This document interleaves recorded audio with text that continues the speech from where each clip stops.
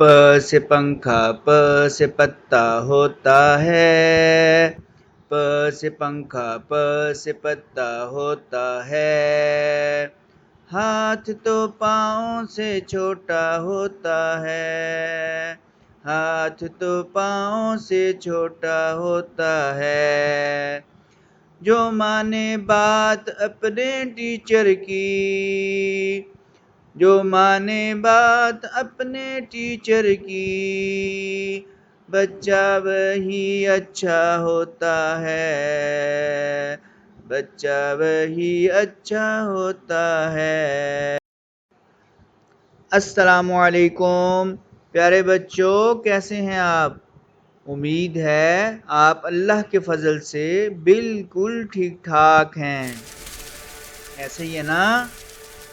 आज हमने कहानी सुननी है प की। किसकी कहानी सुननी है? प की। जोर से कहें, प की। फिर कहें, किसकी सुननी है? प की। प एक दिन अपने कमरे में सो रहा था तो क्या हुआ, अचानक बिजली चली गई। प ने अपनी आपी से पूछा, आपी जान पंखा क्यों बंद हो गया है? आपी ने बताया कि बिजली चली गई है। प वहां से उठता है और अपने सहन में आ जाता है। उसके सहन के अंदर कुछ पौधे लगे हुए हैं और फूल भी लगे हुए हैं। वहां पे एक पपीते का भी दरख्त है और उसके ऊपर पपीते भी लगे हुए हैं। पपीते के पत्ते नीचे गिरे हुए थे तो प ने क्या किया, पत्ते उठाए और बकरी को डाल दिए। किसको डाल दिए? बकरी को। बकरी जो है ना, पत्ते बड़े शौक से खाती है।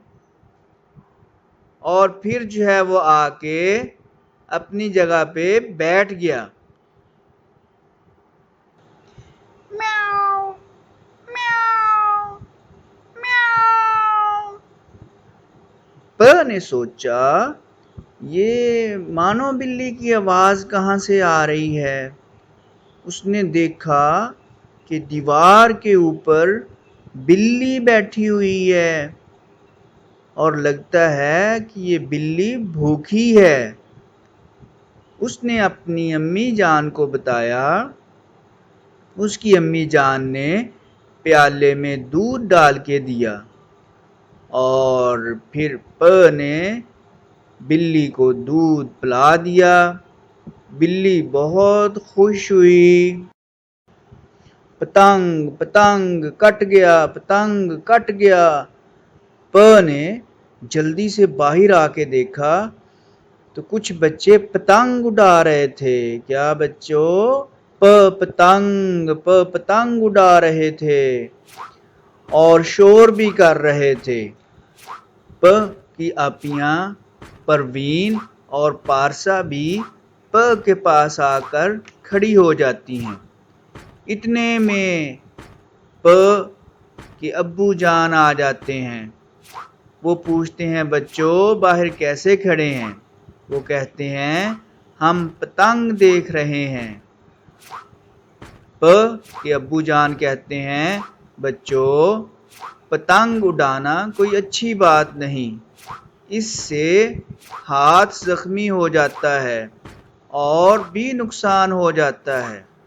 पारसा कहती है, अच्छा अब्बू जान अंदर आ जाएं, अम्मी जान ने आज पकौड़े बनाए हुए हैं, हम सब मिलकर खाते हैं। वो फिर पकौड़े खाते हैं और उसके बाद नमाज पढ़ के सो जाते हैं। हमारी आज की कहानी ख़त्म हुई। प की कहानी ख़त्म हुई।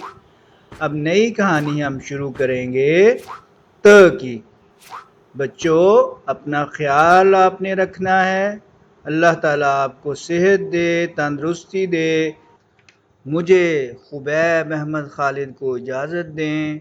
फ़ी अमानिल्लाह।